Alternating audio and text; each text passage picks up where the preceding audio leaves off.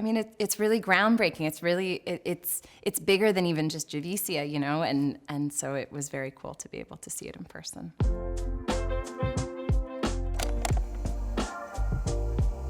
We knew that Alice was going to have a beef with Sophia, and she was going to use the bats and the cure as her way of drawing Sophia, getting Sophia's attention.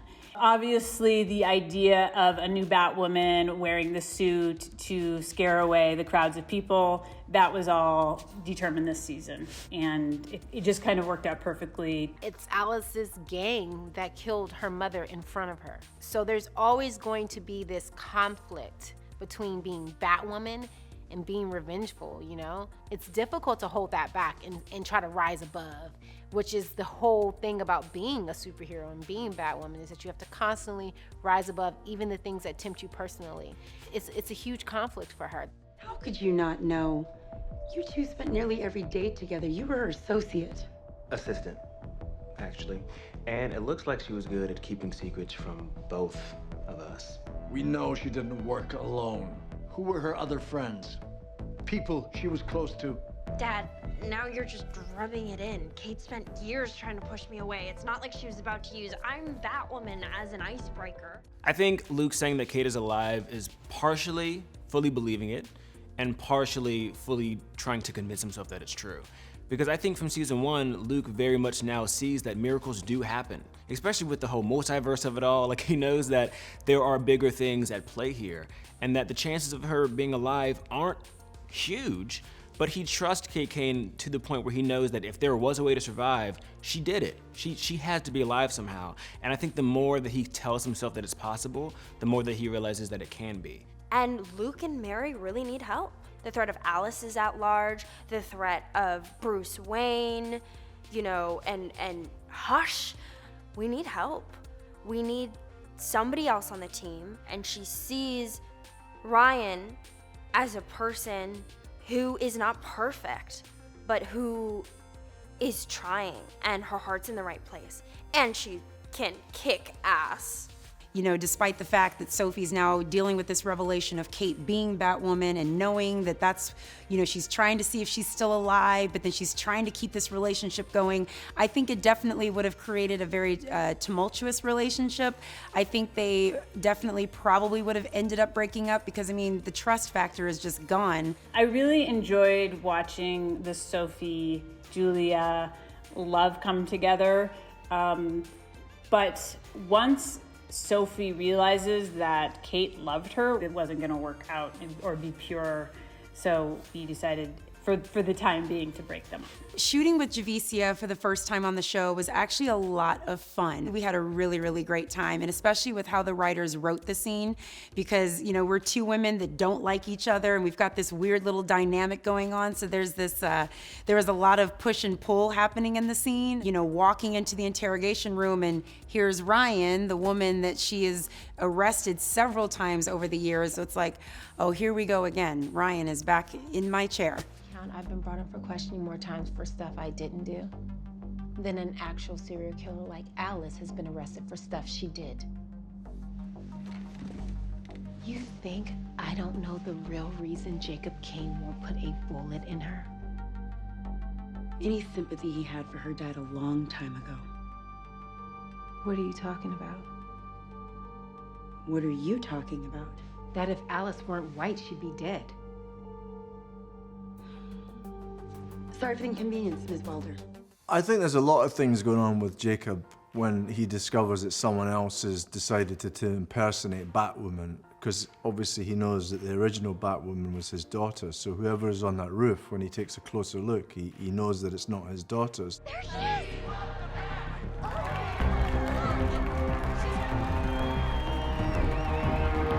Kate?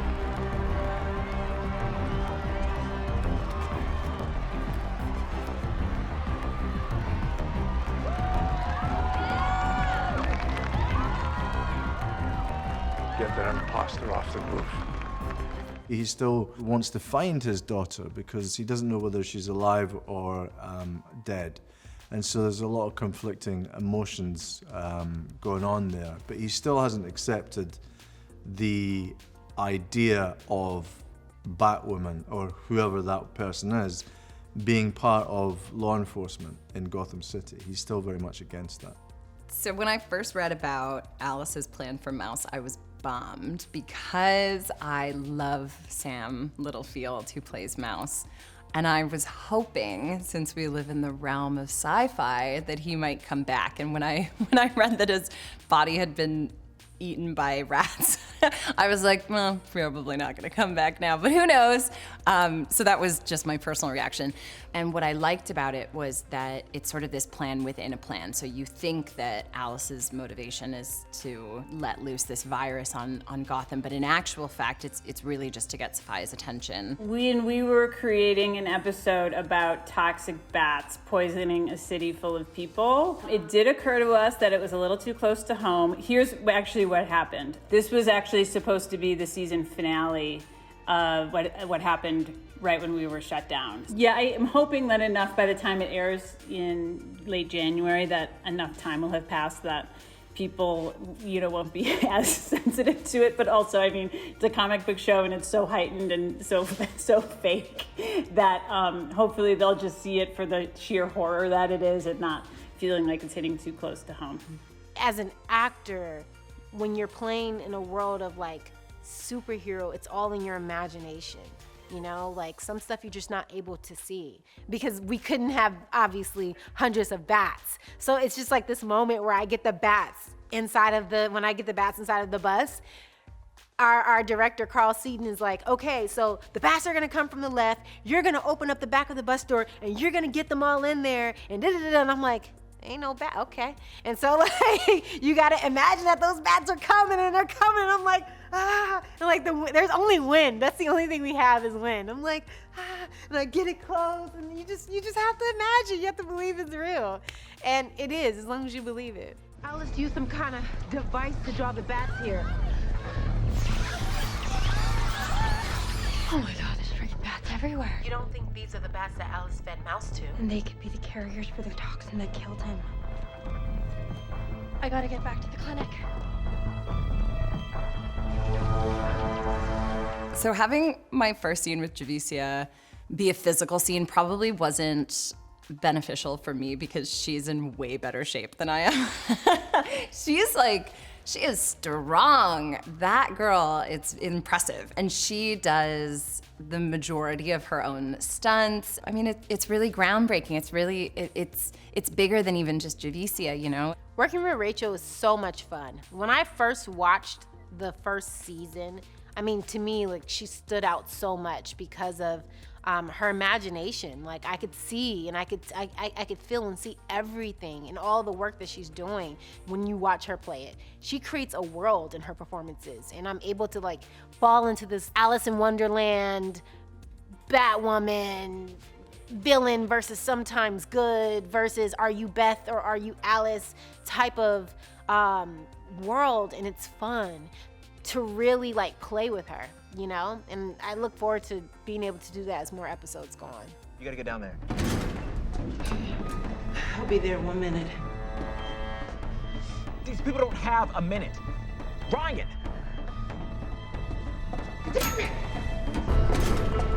To watch her really kind of go back and forth with figuring out whether or not she was just gonna because that was the point of her putting the suit on.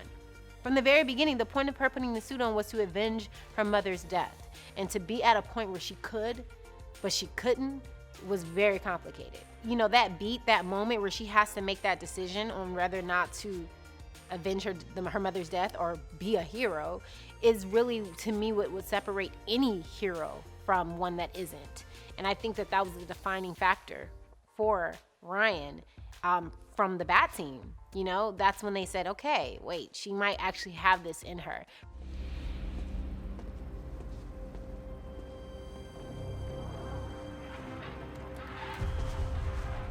I've never looked good in red.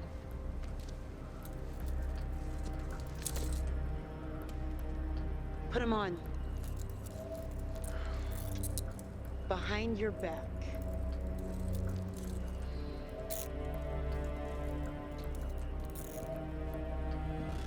In all the excitement of season 1, We got to know a lot about Mary in relation to her clinic and her relation to Kate.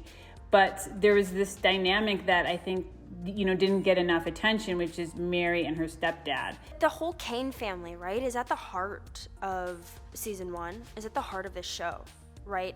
And a huge part of that is this step-parent and stepdaughter relationship.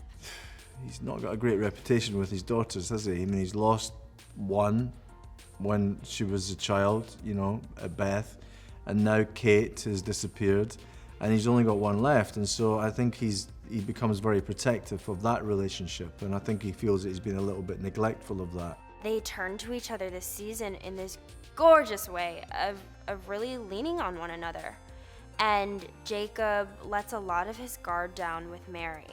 I don't want to give up hope that Kate's alive. You believe she's still alive, don't you? I think that if we're gonna find her, you and I have to work together.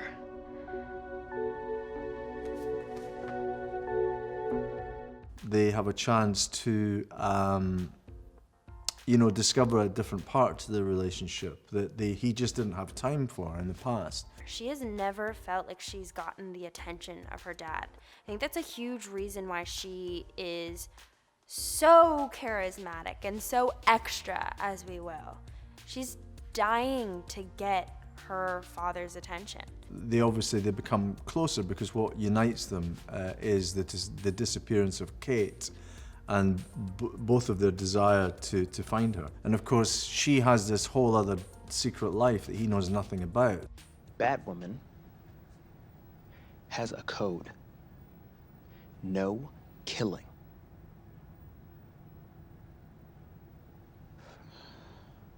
Fine. Until Kate's back. Come on. I'll show you around. It's my first time giving the tour. I think from working with Kate, Luke learned that you can't sort of judge a book by its cover.